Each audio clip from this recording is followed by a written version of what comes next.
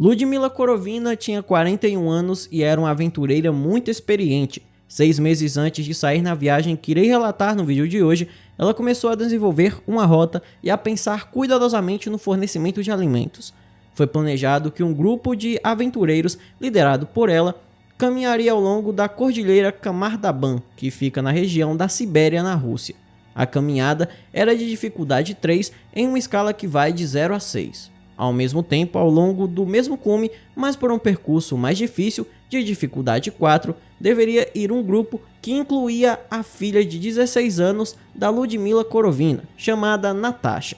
Ludmila levou 3 garotos e 3 garotas na caminhada, que começou em agosto de 1993.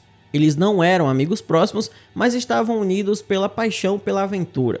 Os rapazes tinham 23, 19 e 15 anos. Já as garotas tinham 24, 18 e 17 anos, respectivamente. E no dia 2 de agosto, a Ludmila entregou um telegrama aos socorristas, anunciando o início de sua caminhada.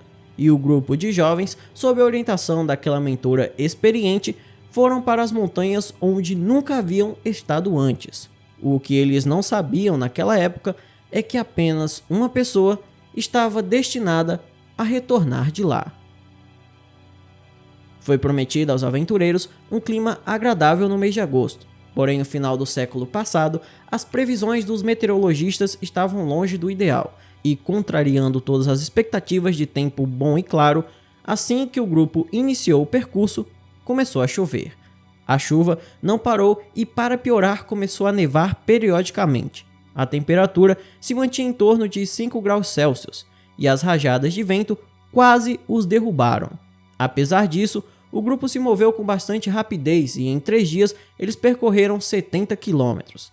Ao final do 3º dia de viagem, os rapazes ficaram completamente exaustos, então decidiram fazer uma parada, mas sua localização ainda levantava algumas dúvidas. Em vez de subirem um pouco mais alto nas montanhas até uma área especialmente equipada onde havia um local de descanso e um suprimento de lenha seca, ou então descer para a floresta onde poderiam se esconder da chuva, o grupo parou bem na encosta da montanha. Talvez a imprecisão do mapa também tenha desempenhado algum papel nisso, ou simplesmente foi um erro da líder do grupo, a Ludmila. Mas o que realmente importa é que as coisas aconteceram dessa maneira. Os aventureiros armaram barracas no chão e não conseguiram nem fazer fogo, já que o vento apagava as chamas, e durante a noite o mau tempo ficou muito sério, com a neve caindo sem parar. O vento começou a arrancar as amarras das tendas e Ludmila ordenou uma descida urgente à floresta para esperar a melhora do tempo debaixo das árvores. Foi então que Alexander Krysin, de 23 anos, começou a sangrar pelo nariz e pelas orelhas, e após isso, ele caiu já sem vida. Havia uma necessidade urgente de se esconder do mau tempo e 2 membros do grupo, Tatiana e Denis, começaram a descer a encosta. Uma das garotas, Victoria, começou a ficar histérica com a mistura de estresse, frio e exaustão moral e física. Ludmila então pediu a outra garota que a acompanhasse até a floresta, mas por algum motivo, Victoria começou a mordê-la.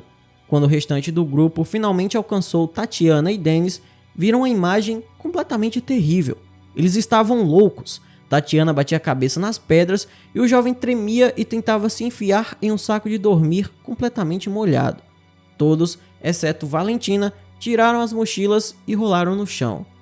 Valentina, de 17 anos, olhou para os companheiros e não entendeu o que estava acontecendo com eles. Ela os convenceu a descer, os arrastou pelas mãos e eles lutaram e se comportaram de forma completamente estranha. Ela foi até o líder do grupo e viu que Ludmila não estava respirando. Após isso, tentou levantar o membro mais novo deles, Timur, mas ele também não se mexia. Tudo isso aconteceu sob rajadas de vento gelado e muita chuva. Valentina pegou suas coisas e começou a descer para se esconder debaixo das árvores e passou a noite lá. De manhã, depois de escalar a encosta da montanha, a jovem não encontrou mais seus companheiros com vida. Alguns deles estavam seminus por algum motivo e 2 estavam descalços. A jovem ficou chocada com aquela cena, mas conseguiu reagir e pegar um mapa das coisas de Ludmila Korovina, colocar suprimentos em uma mochila e partir sozinha. Valentina passou vários dias e noites sozinha e, ao ver os postes e fios de eletricidade, ficou muito esperançosa e caminhou seguindo eles, na esperança de, assim, encontrar alguma pessoa. Mas as casas até onde esses fios se estendiam estavam abandonadas. Novamente, ela pegou a estrada em busca de ajuda. Na margem de um rio, ela estendeu o saco de dormir nos arbustos, sinalizando que precisava de ajuda, e sentou-se à beira da água, completamente exausta. Lá, ela foi encontrada por um grupo de outros viajantes que desciam o rio. Essas foram as primeiras pessoas a quem a jovem contou sobre o horror que havia experimentado. Depois que Valentina foi levada à civilização, ela se fechou completamente, falava pouco e posteriormente passou por um longo tratamento. Os mortos foram encontrados apenas no dia 21 de agosto e os médicos apontaram hipotermia como a causa da tragédia.